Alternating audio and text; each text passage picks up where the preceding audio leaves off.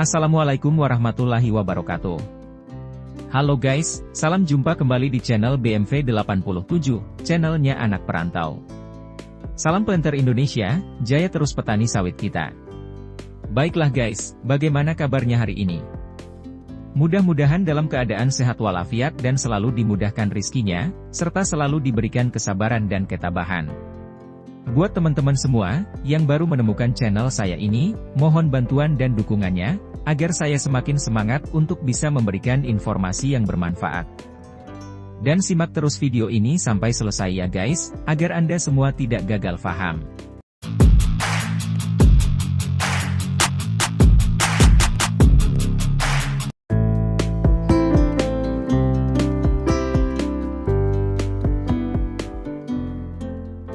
Ketua Dewan Pembina Asosiasi Petani Plasma Kelapa Sawit Indonesia (APPKSI) Arief Poyono menyoroti tingginya pungutan ekspor crude palm oil CPO.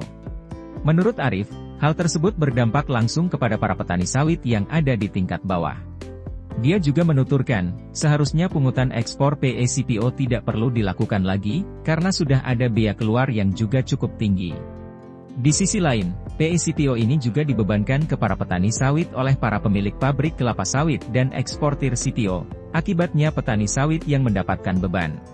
Arief menuturkan, dampak PE CPO ini, sangat berdampak ke penurunan terhadap harga TBS petani di pabrik kelapa sawit. Untuk minggu pertama di bulan April 2023 saja, masih di harga rata-rata sekitar Rp2.400 sampai Rp2.700 per kilogram. Kemudian, untuk harga TBS petani sawit bermitra, juga mengalami anjlok, dan menjadi rata-rata Rp2.100 sampai Rp2.200 per kilogram, yang dari sebelumnya Rp2.600 sampai Rp2.950 per kilogram. Sedangkan untuk harga TBS petani swadaya atau petani mandiri, untuk pantauan di beberapa provinsi penghasil sawit, harganya pun ikutan anjlok, bahkan sampai menyentuh di harga Rp1.650 sampai Rp1.800 per kilogram.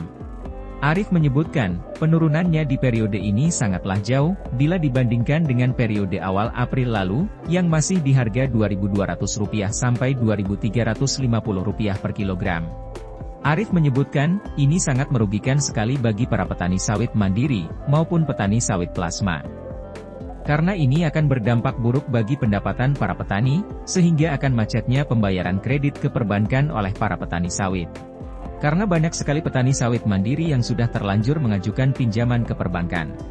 Karena industri perkebunan sawit telah sangat terpengaruh bagi para petani, banyak petani yang menggantungkan hidupnya di perkebunan sawit, tapi dengan merosotnya harga untuk sekarang ini, banyak petani yang merugi besar-besaran. Sementara di sisi biaya produksi, rata-rata telah meningkat bersamaan dengan peningkatan lainnya dalam biaya pupuk, perawatan tanaman dan tenaga kerja. Ketua APSI ini menegaskan, jutaan petani sawit saat ini merugi akibat jatuhnya harga TBS petani, yang disebabkan oleh biaya keluar dan PE CPO yang begitu tinggi. Sementara pengamat ekonomi dan Direktur Riset Core Indonesia, Peter Abdullah mengatakan, pungutan ekspor CPO tidak perlu lagi karena biaya keluar yang sudah cukup tinggi. Seharusnya yang jadi pertanyaan adalah kenapa pengusaha membebankan pungutan ekspor tersebut ke para petani sawit. Sewajarnya kalau ada tambahan biaya keluar dan pungutan ekspor yang disetorkan ke negara. Itu menjadi tambahan penerimaan negara yang nantinya dikembalikan ke masyarakat melalui APBN, kata Peter. Peter menyebutkan, yang menjadi masalah, kenapa dibebankan ke petani. Kenaikan CPO seharusnya dinikmati juga oleh petani. Pengusaha dan eksportir CPO jangan hanya mau enaknya. Margin mereka terlalu besar. Saya kira mekanisme ini yang seharusnya diperbaiki. Jangan sampai beban biaya keluar dan pungutan ekspor tersebut seluruhnya dibebankan ke petani. Pengusaha dan eksportir CPO harus ikut menanggungnya dengan mengurangi sedikit keuntungan mereka, kata dia.